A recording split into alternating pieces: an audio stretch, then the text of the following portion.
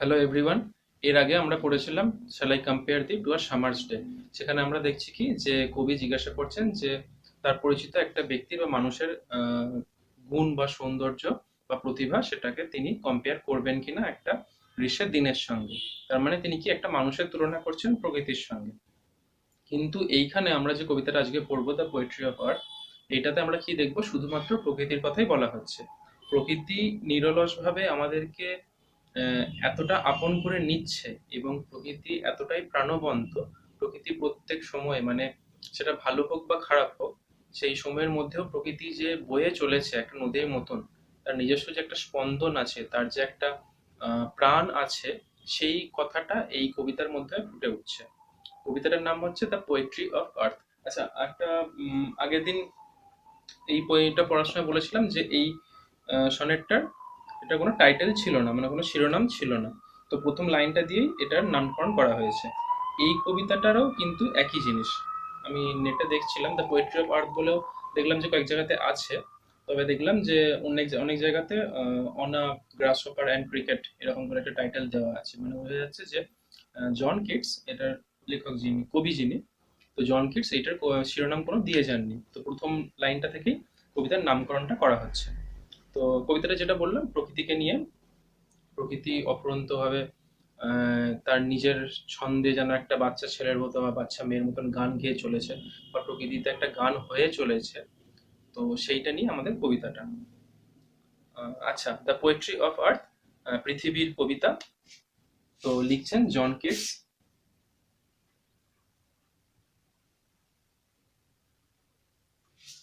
John Keats লিখছেন, John Keats একজন romantic কবি ছিলেন। আচ্ছা, সেটা আসছে, এটা ফার্স্ট লাইনটা পড়ি আগে। জন কিটস, জন কিটস যিনি জন্মগ্রহণ করছেন 1795 সালে এবং মারা যাচ্ছেন 1821 সালে।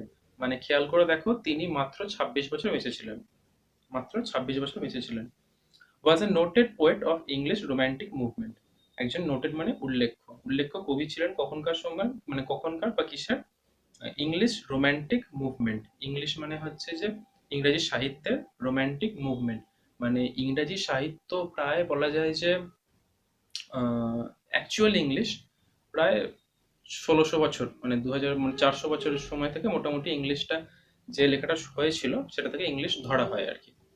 তো মোটামুটি আমরা যদি 1500 বছর বা এরকম 1600 বছর ধরি, তো সেই 1600 বছরের মধ্যে পৃথিবীতে যত ইংরেজিতে লেখা হয়েছে, তার মধ্যে কিছু কিছু ফ্লো সময় বা যুগ আসে। ঠিক আছে, ধরো এখনকার এই 100 বছরের লেখাটা এক ধরনের, তারপরে তার আগের 200 বছরের লেখাটা আরেক ধরনের ছিল, তার আগের 200 বছরের কি 150 বছরের লেখাটা এক ধরনের ছিল। তো এইরকম লেখাটা হয়েছিল। তো তিনি যে যুগটাতে লিখছেন সেটাকে বলা হয় রোম্যান্টিক মুভমেন্ট। আচ্ছা, রোম্যান্টিক বলতে আমরা সাধারণত এখন যে কথাটা বুঝি, মানে যে ভালোবাসার বিষয়টা, যে আমি তোকে ভালোবাসি চল তোকে ফুচকা খেতে নিয়ে যাই, তো সেটা নয়। মানে রোম্যান্টিক জিনিসটা ওটা নয়। রোম্যান্টিক মানে হচ্ছে, মানে অ্যাকচুয়ালি রোম্যান্টিক কথাটার অর্থ হচ্ছে কল্পনা প্রবণ।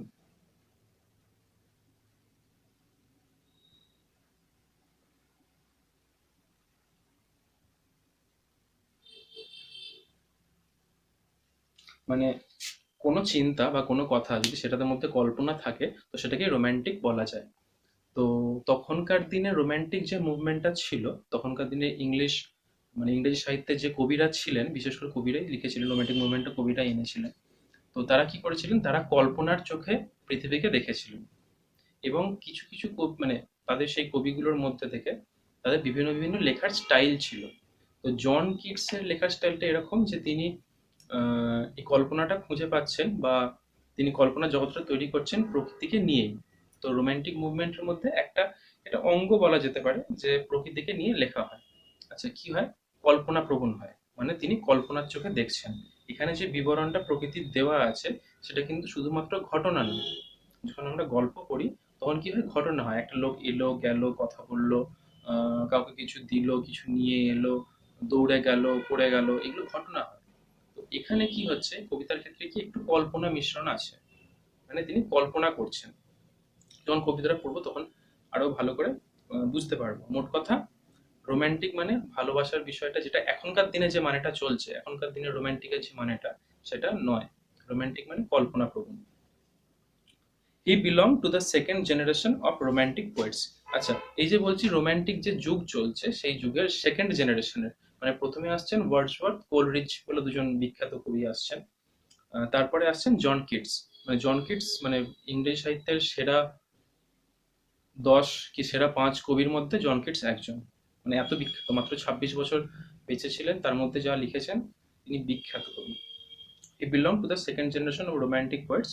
তিনি সেকেন্ড জেনারেশনে বিলং করতেন, মানে রোম্যান্টিক এজ যখন শুরু হয়েছে, রোম্যান্টিক যুগ যখন শুরু হয়েছে, তখন প্রথমের দিকে লিখছেন কোলরিজ আর ওয়ার্ডসওয়ার্থ, তারপরে আসছেন John Keats. Romantic poets who came after, আচ্ছা দেওয়াই আছে, who came after Coleridge and Wordsworth, যিনি এসেছিলেন কখন, কোলরিজ আর ওয়ার্ডসওয়ার্থের পরে এসেছিলেন।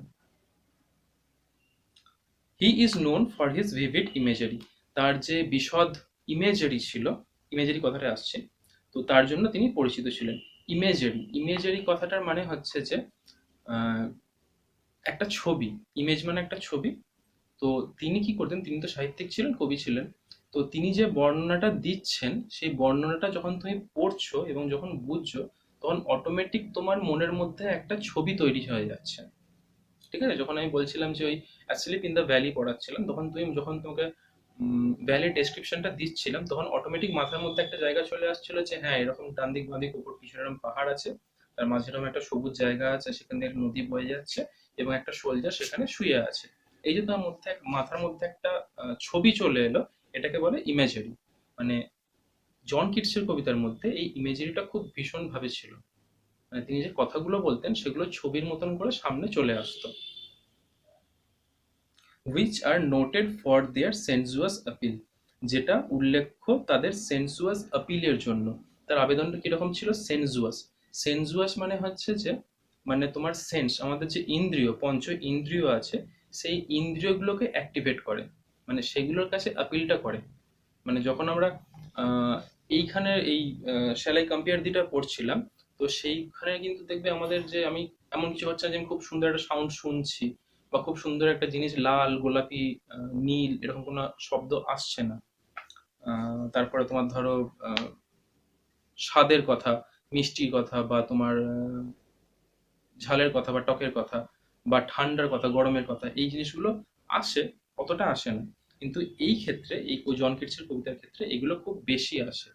মানে তিনি কথাটা এমন করেই বলবেন, মনে হবে তুমি যেন সেই সাউন্ডটা শুনছো, তুমি সেই দৃশ্যটা লাল গোলাপি বা সেই রংটা তুমি দেখছো, বা তোমার ঠান্ডা বা গরমের অনুভূতিটা আসবে। মানে খুব ভালো করে কবিতা করতে গেলে এই সেন্সেশন গুলো হয়। যাই হোক, সাম অফ হিজ ফেমাস ওয়ার্কস আর, তার বিখ্যাত কিছু কাজ হচ্ছে, লেখা হচ্ছে কবিতা, সেটা হচ্ছে ওড টু আ নাইটাঙ্গেল, নাইটাঙ্গেলের প্রতি একটা উদ্দেশ্য করে লেখা কবিতা, হাইপেরিয়ন, ইজাবেলা, এগুলো তার উল্লেখ্য কিছু কবিতা। এগুলো পরে হয়তো তোমরা পড়বে।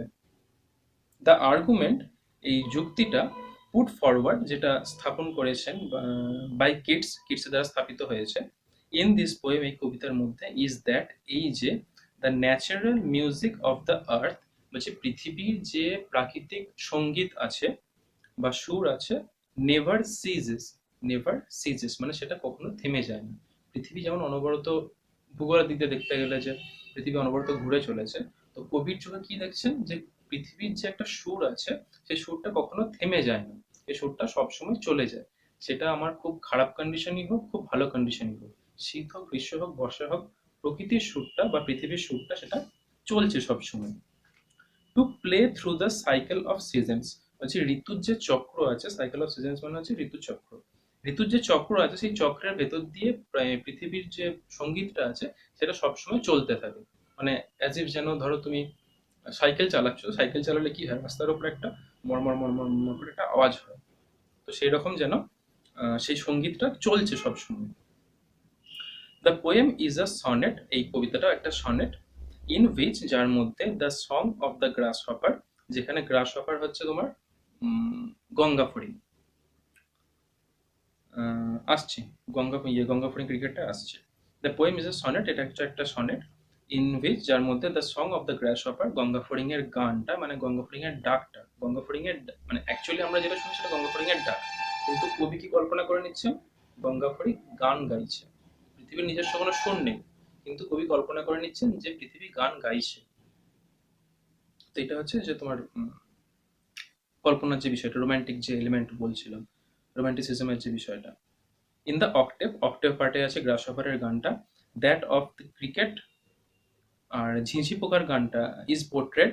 পোর্ট্রেট মানে হচ্ছে যে ছবি আঁকা। তো পোর্ট্রেট মানে হচ্ছে বুঝিয়েছেন বা স্থাপন করেছেন বা লিখেছেন।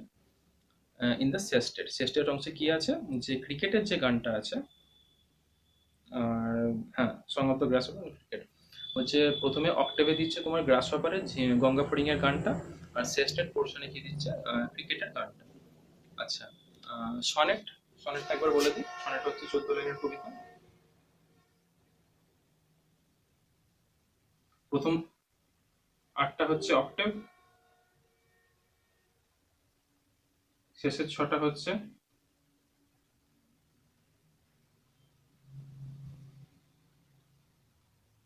সেস্টেড।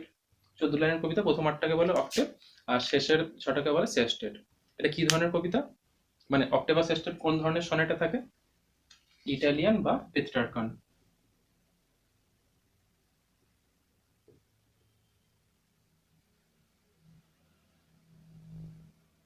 PETRARCH, পেত্রার্ক একজন ইটালিয়ান কবি ছিলেন, যিনি এই সনেটের ধরনটা প্রথম আহ, লিখতে শুরু করেছিলেন, জনপ্রিয় করেছিলেন। সেই জন্য এটাকে পেত্রার্কান সনেটও বলে, আবার ইটালিয়ান সনেটও বলে, যেহেতু পেত্রার্ক একজন ইটালিয়ান কবি ছিলেন। যাই হোক, এটা 14 লাইনের কবিতা। প্রথম 8টাতে আছে গ্রাস হপার। আমি আগে মানে একদম প্রথম দিনকে বলেছিলাম যে অ্যাসলেপ ইন দ্য ভ্যালিতে পড়ানোর সময় যে সনেটে অক্টেভ সিস্টেম থাকলে, মানে ইটালিয়ান বা পেত্রার্কান সনেটে প্রথম 8টা এক ধরনের কথা বলে, শেষের 6টা এক ধরনের কথা বলে। তো ওইখানে রিম্বো সেই ডিফারেন্স, সেই রুলটা মেনটেন করেননি, তার স্টাইল সেটা। কিন্তু এখানে জন কিটস সেই নিয়মটা বা সেই ধরনটা, স্ট্রাকচারটা তিনি মেনটেন করেছেন। আচ্ছা, কবিতাটা খুবই সহজ বিষয়, খুব সহজ ভাষায় বলা আছে, একটা ঘটনা দেওয়া আছে। তবে তার বাইরেও কবিতাটা আরো কিছু অ্যাপিল করে যায়, মানে আরো কিছু বুঝিয়ে যায়। তো সেগুলো পরে আসছি। আমি খুব সহজ ভাষায় আগে একবার টেক্সটটা পড়ি। The poetry of earth is never dead. বলছে যে আহ, পৃথিবীর যে কবিতা, সেটা কখনো মারা যায় না। মানে পৃথিবীর কবিতা সবসময় বেঁচে আছে, সবসময় চলছে। when all the birds are faint with the hot sun, when all the birds are faint, যখন সমস্ত পাখিরা অজ্ঞান হয়ে গেছে বা জ্ঞান হারিয়েছে, মানে ক্লান্ত হয়ে গেছে আর কি। দেখো এখানে কিন্তু কবি বলছেন না ক্লান্ত হয়ে গেছে, কবি বলছেন কি অজ্ঞান হয়ে গেছে। উইথ দ্য হট সান, সেই গরম সূর্যতে যখন সব পাখিরা তোমার ক্লান্ত হয়ে গিয়ে জ্ঞানহীন হয়ে, জ্ঞান হারিয়েছে বা অজ্ঞান হয়ে গেছে। And hide in cooling trees, এবং কোথায় লুকিয়ে পড়েছে, হাইড মানে লুকিয়ে যাওয়া, লুকিয়ে পড়েছে কোথায়, কুলিং ট্রিজ, শীতল গাছেতে, মানে শীতল গাছের ছায়াতে। আ ভয়েস উইল রান, একটা আওয়াজ বা একটা সুর বা একটা আহ, কথা, সেটা রান। রান মানে এখানে দৌড়ানো না, রান মানে হচ্ছে এখানে বেরিয়ে আসা, উঠে আসা। From hedge to hedge about the new moon made. আচ্ছা, ফ্রম হেজ টু হেজ একটা শব্দ বা গলার ডাক ভেসে উঠবে কোত্থেকে, from hedge to hedge. Hedge মানে হচ্ছে ঝোপ, হেজ মানে ঝোপ। একটা ঝোপ থেকে আরেকটা ঝোপে একটা আওয়াজ উঠে আসবে। কি বিষয় সেটা, about the new moon made. Moon মানে হচ্ছে কাটা বা ছাটা, আর মেড হচ্ছে মেডো, তৃণভূমি।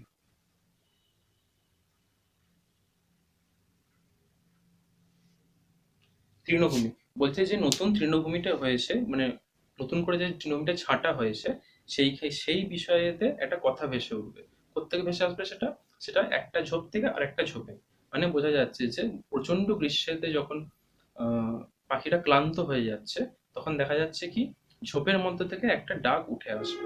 মানে যখন সমস্ত পৃথিবীর বা প্রকৃতির সমস্ত প্রাণীরা ক্লান্ত হয়ে গেছে গরমে, যখন ওয়েদার খুব খারাপ, মানে ইন দ্য সেন্স যে খুব গরম, মানে পাখিটা পর্যন্ত ক্লান্ত হয়ে যাচ্ছে, ডাকতে পারছে না এবং ছায়ায় লুকিয়ে পড়ছে, সেই সময় তো প্রকৃতির বা পৃথিবীর গানটা চলতে থাকে, কবিতাটা চলতে থাকে। কার সেটা, that is the grass hopper, সেটা হচ্ছে গঙ্গা ফড়িং। হি টেক্স দ্য লিড, সে লিডটা নেয়, বা সে মানে কি বলবো, লিড, সে দায়িত্বটা নেয় বা সে এগিয়ে নিয়ে যায়, বলে না লিডার যে লিড করে, এগিয়ে নিয়ে যায়।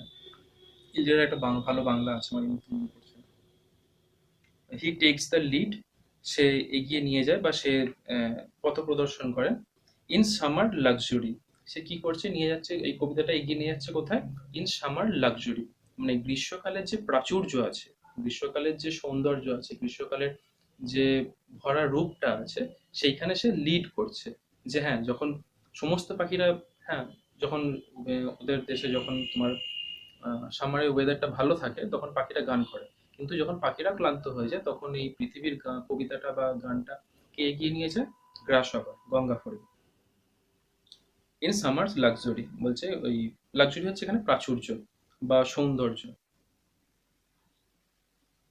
হি takes the lead in summer luxury, সে কি করছে ওই বিশ্বের লাক্সুরিতে প্রাচুর্যতে এগিয়ে নিয়ে যাচ্ছে। He has never done, he has never done with his delights. আর ডান উইথ মানে হচ্ছে শেষ করা, do with, actually do with হচ্ছে শেষ করা। He has never done with his delights, delight হচ্ছে আনন্দ, তার আনন্দ কখনো শেষ হয় না, মানে সে তার কখনো আনন্দটা শেষ করে না। মানে কি বলছেন যে অন্যান্য পাখিরা পশুরা সব ক্লান্ত হয়ে গেছে, কিন্তু গ্রাস হপার গঙ্গা ফড়িং কি করছে, তার আনন্দটা কখনো শেষ হয় না, সে কখনো সেটা শেষ করে না।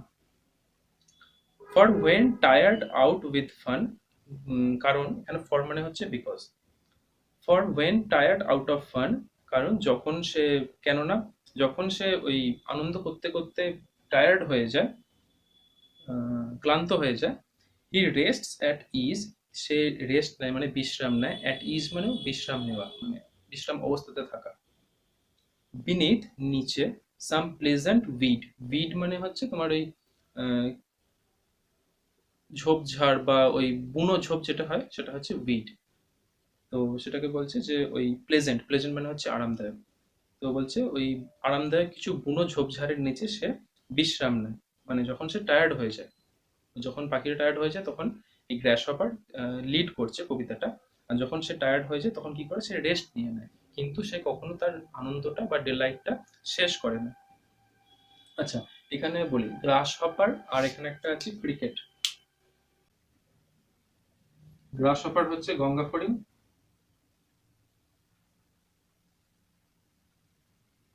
আর ক্রিকেট হচ্ছে কোহলি আর ধোনি যেটা খেলে, যেটাতে টি-20 ওয়ার্ল্ড কাপ চলছে, আজকে বোধহয় ফাইনাল আছে, যাই হোক। তো ক্রিকেট না, সেটা ক্রিকেট, সেটা তো ক্রিকেট অবশ্যই একটা ক্রিকেট। আরেকটা হচ্ছে ঝিঁঝি পোকা।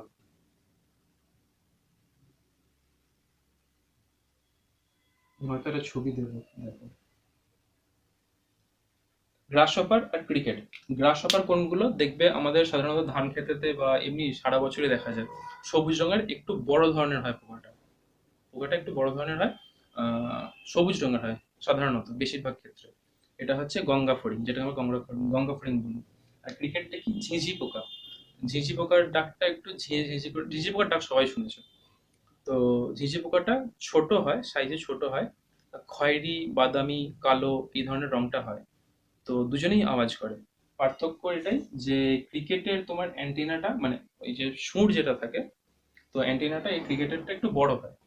আর গ্রাস হপার যে গঙ্গা ফড়িং, যে ওর অ্যান্টেনাটা মানে ওই সুঁড়টা, সামনে চোখের উপরে যে সুঁড়টা থাকে সেটা ছোট হয়। এটা হচ্ছে তোমার বায়োলজিক্যাল ডিফারেন্স।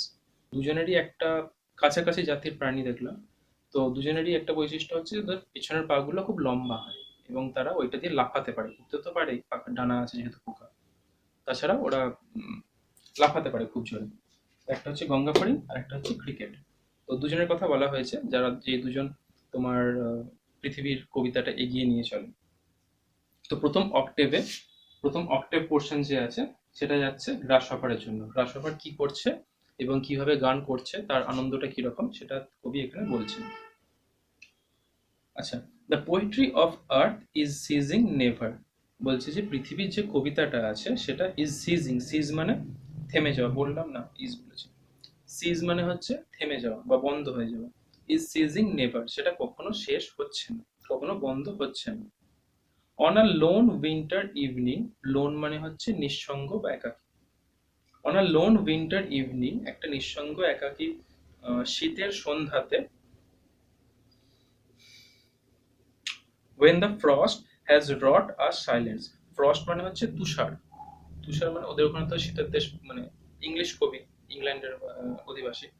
তো ওখানে যখন তোমার তুষার পড়ে চারিদিক খুব একটা কঠিন পরিস্থিতি হয়েছে। মানে আগের দিনও বললাম যে গাছপালা জন্মায় না, ফল ফুল হয় না, রাস্তাঘাট জনশূন্য হয়ে যায়, যাতায়াত করা যায় না।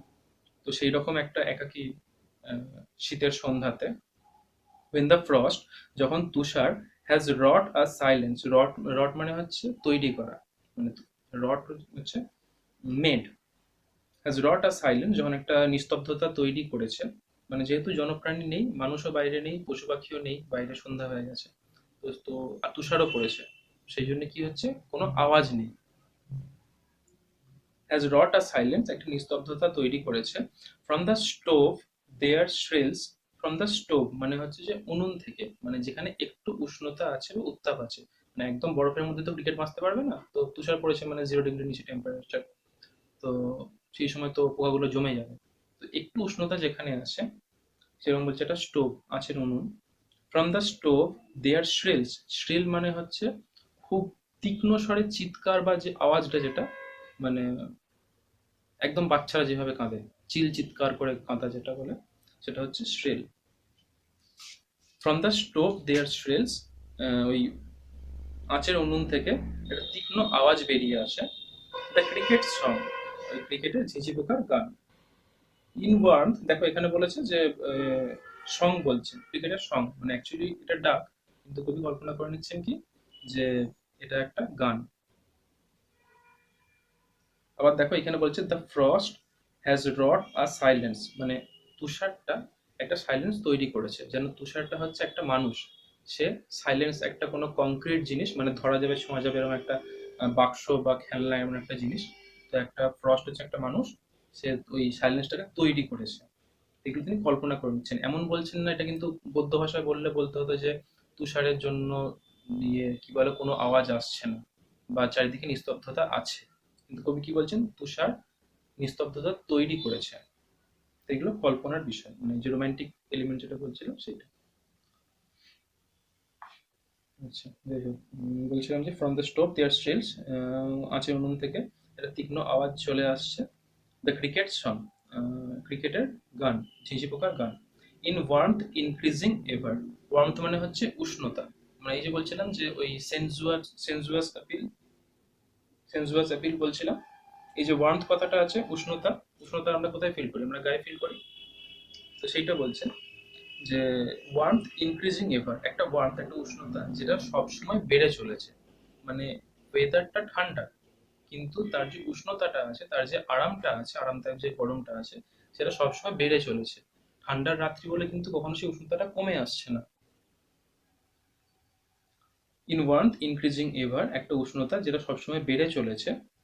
অ্যান্ড সিমস, এবং এটা মনে হচ্ছে টু ওয়ান, একজনের, টু ওয়ান মানে to a person, and seems to one, এবং একজনের মনে হচ্ছে in drowsiness half lost, drowsiness half lost, drowsiness মানে হচ্ছে ঝিমুনি, মানে ঘুমের যে অবস্থাটা, ঘুম তো অ্যাকচুয়ালি স্লিপ, ড্রাউজি হচ্ছে ঝিমুনি।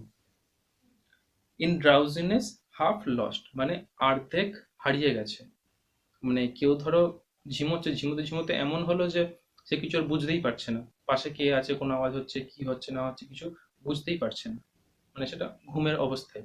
কিন্তু এখানে কি আছে, ড্রাউজিনেস আছে, একটা ঝিমুনি আছে। অনেক সময় আমাদের এরকম হয়, দেখো দুপুরবেলা শুয়ে আছি, আহ বুঝতে পারছি আমি শুয়ে আছি, হালকা ঘুম ঘুম আসছে, কিন্তু কেউ কথা বললে আমরা বুঝতে পারি যে হ্যাঁ কেউ একটা কথা বললো, কি কথা বললো হয়তো খেয়াল করতে পারলাম না, বা কোনো একটা আওয়াজ হলো আমরা বুঝতে পারলাম যে একটা আওয়াজ হলো।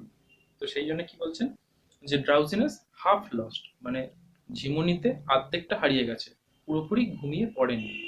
মানে ঘুমিয়ে গেলে কি হবে, যে কি আওয়াজ হচ্ছে, কে কি বলছে শুনতে পাবো না, কিন্তু তার ঝিমুনি আছে, অর্ধেকটা জ্ঞান, আধা অর্ধেক সচেতনতা তার মধ্যে আছে, এবং সেই সচেতনতাতে সে শুনতে পাচ্ছে যে ঝিঁঝি ডাকছে। দ্য গ্রাস হপার্স, আচ্ছা তার মনে হচ্ছে, এখানে এখানে বলছেন যে অ্যান্ড সিমস টু ওয়ান, একজনের মনে হচ্ছে যে কিরকম অবস্থাতে আছে, ইন ড্রাউজিনেস ঝিমুনিতে হাফ লস্ট, এবং অর্ধেকটা তার সেন্স বা জ্ঞান হারিয়ে গেছে ঝিমুনির জন্য। The grasshopper's among some grassy hills, এবং তার মনে হচ্ছে কি যে গ্রাস হপারটা আছে, কোথায় আছে, অ্যামং সাম গ্রাসি হিলস, কিছু ঘাসওয়ালা পাহাড়ের ওপরে আছে। তো দেখো শীতকালের সন্ধ্যা, ঠিক আছে, প্রচন্ড ঠান্ডা, বাইরে তুষার পড়ে গেছে, এত তুষার পড়েছে যে চারিদিক নিস্তব্ধ, কিন্তু ওই যে আঁচের উনুনের অল্প উষ্ণ জায়গাটা আছে, সেখান থেকে ঝিঁঝি পোকাটা ডাকছে। এবং যে মানুষটা প্রায় ঝিমুনিতে অর্ধেক তার সেন্স চলে গেছে, যদি সে পুরো সেন্সে থাকতো তাহলে সে বুঝতে পারতো যে না ঠিক আছে, ওখান থেকে ঝিঁঝি পোকাটা ডাকছে। যেহেতু তার সচেতনতা বা জ্ঞানটা অর্ধেকটা চলে গেছে, তখন ঝিঁঝি পোকার ডাকটা শুনে কি মনে হচ্ছে, যে ঝিঁঝি পোকাটা ডাকছে কোনো একটা ঘাসওয়ালা পাহাড় থেকে, মানে কোথাও একটা ভালো জায়গা থেকে ডাকছে। ওদের মানে শীতটা খুব খারাপ, এবার শীতেতে তোমার চারিদিকটা তোমার বরফে ঢেকে যায়, কিন্তু সে কি মনে করছে যে না, কোনো পাহাড় যেখানে ঘাস আছে, মানে যেখানে ঠান্ডাটা অত ভালোভাবে, অত ভালোভাবে মানে খুব বেশি ভাবে পড়েনি, তো সেখান থেকে যেন ডাকছে। তার মানে তার মাথাতে এরকম আসছে আইডিয়াটা, যে একটা প্লেজেন্ট জায়গা থেকে, একটা ভালো জায়গা থেকে গ্রাসহপার ডাকছে, ডেকে চলেছে। তো এইটাই হচ্ছে কবিতার। আচ্ছা, আরেকটা জিনিস কি, দেখো প্রথমে আমরা গ্রাসহপারের কথা বলেছি, তারপরে যে উইন্টারের ইভিনিং সেস্টেটের যে অংশটাতে, সেখানে ইয়ের কথা বলা, ঝিঁঝি পোকার কথা বলা হচ্ছে। সেই ঝিঁঝি পোকার ডাকটা কাকে মনে করাচ্ছে? গ্রাসহপারকে। সেটা কখন ডাকে? সামারে, মানে একটা খুব ভালো আরামদায়ক সময় তখন ডাকছে গ্রাস হপার। ঠিক আছে? খুব খারাপ সময় গ্রাস হপার ডাকতে পারছে না, কারণ সেই সময় তার ডাকার সময় নেই, বা সে শীতে কাবু হয়ে গেছে বলা যায়, তখন ডাকছে ক্রিকেট। কিন্তু একটা পার্সন যার সেন্সটা অর্ধেকটা সরে গেছে, সে কি ভাবছে, যে ক্রিকেটের ডাকটাকে সে ভাবছে গ্রাস হপারের ডাক, মানে ক্রিকেটের ডাক আর গ্রাস হপারের ডাকটা প্রায় সিমিলার। আচ্ছা, তো হ্যাঁ, তো মনে হচ্ছে যে ক্রিকেটের আওয়াজটা শুনে মনে হচ্ছে যে গ্রাস হপারের আওয়াজটা আছে, এবং চারিদিকে এতটা তুষার নেই বা শীতকালের মতন কষ্টদায়ক পরিস্থিতি নেই, গ্রীষ্মকালের মতন আরামদায়ক পরিস্থিতি আছে। তো এইটা হচ্ছে একটা কল্পনার জায়গা, যে ক্রিকেটের আওয়াজটা শুনে মনে হচ্ছে যে গ্রাস হপারের আওয়াজ। এবং গ্রাস হপারের আওয়াজ মানে হচ্ছে সামারের সময়, যেটা খুব প্লিজিং, খুব আনন্দদায়ক একটা সময়। তো মানেটা শিফট করে যাচ্ছে। এই শিফটটা হচ্ছে শুধুমাত্র কল্পনার জন্য, যেটা রোমান্টিক মুভমেন্টের বা রোমান্টিক পোয়েট্রির একটা খুব ভালো গুণ। আচ্ছা, আর আরেকটা জিনিস যেটা, সেটা হচ্ছে যে দেখো এখানে গ্রাস হপার আর ক্রিকেটের যে কথাটা, গ্রাস হপার যখন সমস্ত পাখিরা তোমার টায়ার্ড হয়ে যাচ্ছে, তখন কিন্তু গ্রাস হপার গান করছে বা আওয়াজ করছে। আর এদিকে যখন শীতকাল পড়ছে, যখন গ্রাস হপারও হাল ছেড়ে দিচ্ছে, আওয়াজ করতে পারছে না, পৃথিবীর কবিতাটা এগিয়ে নিয়ে যেতে পারছে না, তখন কি করছে, ক্রিকেটও কিন্তু সেই জায়গাটা ধরে রাখছে। মানে দুজনেরই একটা পরিশ্রমের মানসিকতা আছে, মানে নিজের পরিস্থিতির বাইরে গিয়ে যে মানুষকে সাহায্য করার যে একটা মনোভাব, এই কবিতাটার মধ্যে কিন্তু সেটা ফুটে ওঠে। যে হ্যাঁ, পরিস্থিতি যাই হোক, আমি যেরকম বা আমি যতটা সহজ সরল বা ভালো বা প্রাণবন্ত, সেটা আমাকে ক্যারি করতে হবে, আমাকে সেটা এগিয়ে নিয়ে যেতে হবে। আর একটা জিনিস যেটা হচ্ছে যে দুই অপোজিট, মানে ভিন্ন ধর্মী পরিস্থিতির কথা, মানে মানুষের জীবনে যেমন ভালো সময় খারাপ সময় আসে, তেমনি প্রকৃতিতেও এক একটা ভালো সময়ের কথা বলা হচ্ছে, সামারের কথা, আর একটা শেষটা একটু উইন্টারের কথা বা খারাপ সময়ের কথা, মানে প্রাকৃতিক দিক দিয়ে খারাপ সময়ের কথা বলা হচ্ছে। তো প্রকৃতিতে এই ভালো সময় খারাপ সময় দুটোই আসছে, কিন্তু তার মধ্যে থেকেও প্রকৃতির বা পৃথিবীর গানটা কিন্তু চলছে। সুতরাং সেদিক দিয়ে বলতে গেলে এটা একটা আশার কবিতাও বলা যায়, যে পরিস্থিতি যাই হোক, ভালো হোক বা খারাপ হোক, আমাদের সেই আশাটা নিয়েই বাঁচতে হয়, যে আমরা আরো ভালো করে উঠবো। আর একটা জিনিস যেটা হচ্ছে যে এইখানে দেখো কি বলছে, যে গ্রাস হপারের গানটা কাকে মনে করাচ্ছে, সরি ক্রিকেটের গানটা কাকে মনে করাচ্ছে, গ্রাস হপারের গানকে। মানে আমরা খারাপ সময়তেও, যে আমাদের যদি সেই মানসিকতা থাকে, আমরা যদি সেইভাবে নিজেদেরকে তৈরি করতে পারি, তাহলে আমরা সেই ভালো সময় আস্বাদটা পাবো। তো এটা কি হয়, একটা রেমিনিসেন্স বা স্মৃতিচারণ, যেটা আমাদেরকে এগিয়ে চলতে সাহায্য করে খারাপ সময়ের মধ্যেতে, যে হ্যাঁ, ভালো সময় আছে এবং ভালো সময় আবার আসবে। আর এটা হচ্ছে একটা মানে খারাপ ভালো খারাপ ভালো, এটা একটা সাইকেলের মতো, এই যে বলছে cycle of seasons, cycle of seasons বলছে যে সাইকেল অফ সিজনস এর মধ্যে দিয়ে যেমন পৃথিবীর কবিতে চলে, তেমনি ভালো খারাপ সময়ের মধ্যে দিয়েও মানুষ বা মানুষের জীবন বা প্রকৃতি বা পৃথিবী এগিয়ে চলে। তো আমাদেরকেও সেইটাই চেষ্টা করতে হবে। তো এই অলরেডি আমি গ্রুপে কিছু নোটস দিচ্ছি, তোমরা দেখো আর কবিতাটা পড়ো। আর আমি যে নোটসগুলো দিচ্ছি, মানেগুলো যেগুলো লিখে দিচ্ছি হোয়াটসঅ্যাপে গ্রুপেতে, সেগুলো লিখে নাও তাহলে, বা চেষ্টা করো বইয়েতে লিখতে। বইয়ের যদি যেগুলো অসুবিধা হচ্ছে এই কবিতার ক্ষেত্রে বা আগের কবিতাটার ক্ষেত্রেও যেগুলো মানে বুঝতে অসুবিধা হচ্ছে সেগুলো বইতে লিখে নাও। তাহলে কি হবে, তুমি যতবার টেক্সটটা পড়বে ততবার তুমি মানেটা পেয়ে যাবে। তোমাকে আলাদা করে খাতা থেকে খুঁজে বার করতে হবে না। তো এইভাবে পড়ো। আর যদি কিছু অসুবিধা হয় বা কোয়েশ্চেন্স যদি মনে হয় যে না আমি মানে অ্যাকচুয়ালি আমি কোয়েশ্চেন্স দিচ্ছি ছোট মানে কম করে দিতে চাইছি, তো তারপরে যদি মনে হয় কিছু কোয়েশ্চেন্স লিখিয়ে দিলে ভালো হয়, তো আমাকে বলবে, আমি সেরকম লিখিয়ে দেবো। বেশ, আজকে এইটুকুই থাক। পরে দেখছি যে প্লেটা না স্টোরি কোনটা করবো সেটা দেখছি। ঠিক আছে।